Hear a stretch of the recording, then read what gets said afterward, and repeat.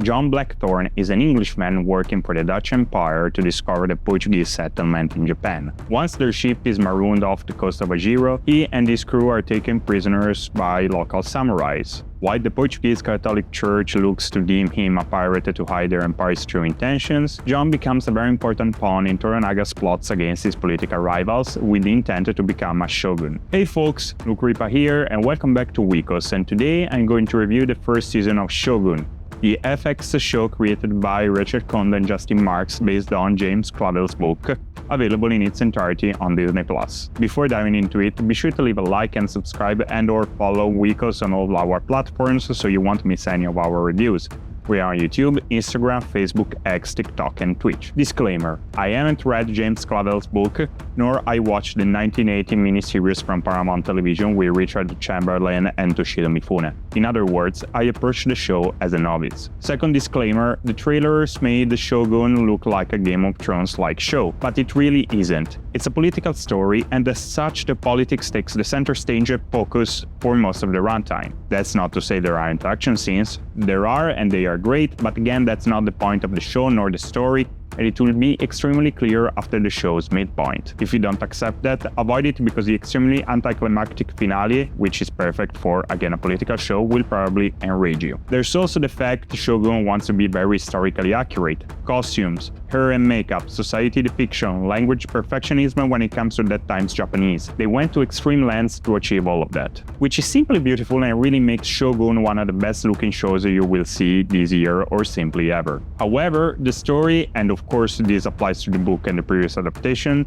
is entirely fictional. Sure, it takes inspiration from actual historical facts. The attempt of Portugal to colonize Japan through fate, Japan's political turmoil in that time period, which would lead into the rise of a new shogunate. In particular, the whole thing is inspired by William Adams, an English navigator who eventually became a samurai under Tokugawa Ieyasu, a powerful daimyo, a Japanese feudal lord, who in 1603 eventually became the founder and first shogun of the Tokugawa shogunate, which lasted until 1867. The parallels to the story are obvious and I'm not going to explain them. And no, I'm no expert of Japanese history nor culture, I just informed myself on the show's story, and by proxy the book obviously, and how all it came to be. Having a show intrigue the viewer about what it's depicting is an amazing accomplishment, and that on its own should make obvious I absolutely love Shogun. I think of it as a terrific show from beginning to end. Pretty much everything works. The show was created by Justin Marks and his wife Richard Konda.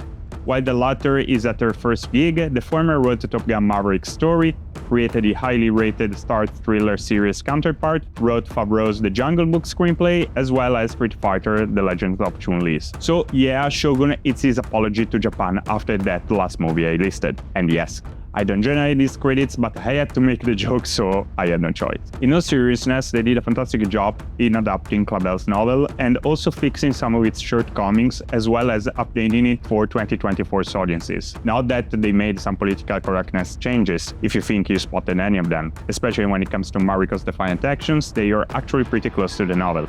Again, I haven't read the novel, but informed myself enough about it. In general, the show does a fantastic job in depicting the chess game between Toranaga and his adversaries, and it has way more impact when you consider lots of it is told through Blackthorne's eyes. Much like the book, Blackthorne is the point of view through which we observe the world, or most of it. That of course works, as it's easier for us to identify with him, look at 1600s Japan as a complete stranger, and also experience Toranaga's games from what we'd consider a more sane point of view. At times, the show switches into a more omniscient narration, showing us his adversaries' doings, of which of course Blackthorne had no idea of. The show never enters Toranaga's mind, keeping the distance by always depicting him from the outside, so to speak. It really contributes at making this political figure even more mysterious and twisted, almost mythical. The pace is very fitting for the show, though some might feel a dip after a certain death around mid-season. While the war and battle sequences are very few, they are very well shot and choreographed, with very graphic violence when it happens, putting you in the extremes of that context. Speaking about the finale, it is indeed anticlimactic. Without spoiling anything, the whole thing is majestic and beautiful. It all results in a very engaging political game where the death is a pawn, and about that there's a lot of it here, of various nature. As I said, the show is very well cast. Cosmo Jarvis plays Blackthorn, pulling off beautifully the duty of being the audience's eyes as well as his own character. He incarnates the character's evolution quite well and convincingly. Anna Sawai plays Toda Mariko, a woman with a disgraced family name and married to one of Toranaga's samurais. She is a very fascinating character, as he is essentially part of her Lord's games. Both Sawai and Cosmo convey Blackthorn and Mariko's relationship very authentically, never feeling forced, fit not to be overlooked in this day and age. I was very impressed with Tadadabu Sasano's performance. As Kajiji Yabuzije, he plays a double-sided character whose intentions to gain power by betraying Toranaga always get halted by Toranaga's plans for him. On top of that, he is also the comic relief. They achieve this by not making him look ridiculous, but by taking advantage of Tadanobu's incredible mimic. His grunts and reactions make Ibuje an incredibly entertaining character. Of course, the North Star of the show is Hiroyuki Sanada, who plays Lord Yoshi Toranaga. Mainly Machiavellian and stoic, he still manages to feel human as well as sickly twisted at the same time, granting for an incredible iconic TV character we will remember for ages. Also, Hiroyuki serves as a producer to the show, and despite Shogun was supposed to be a limited series, the show was renewed for 2 more seasons, with him returning in a double role as actor and producer. Hopefully, he will have the sequel seasons, which will not be based on the book as it ends where the first season ends, to keep it coherent with the story told so far. Overall, I score Shogun with a 8.5 out of 10. An engaging political story in a beautiful setting makes this the prettiest bloody political thriller you'll see on your TV. That's it for this review. Let me know your take on Shogun down in the comments, especially if you don't agree with me. Let's debate. My name is Luke Ripa, thank you so much for watching, and I'll see you on Weekos.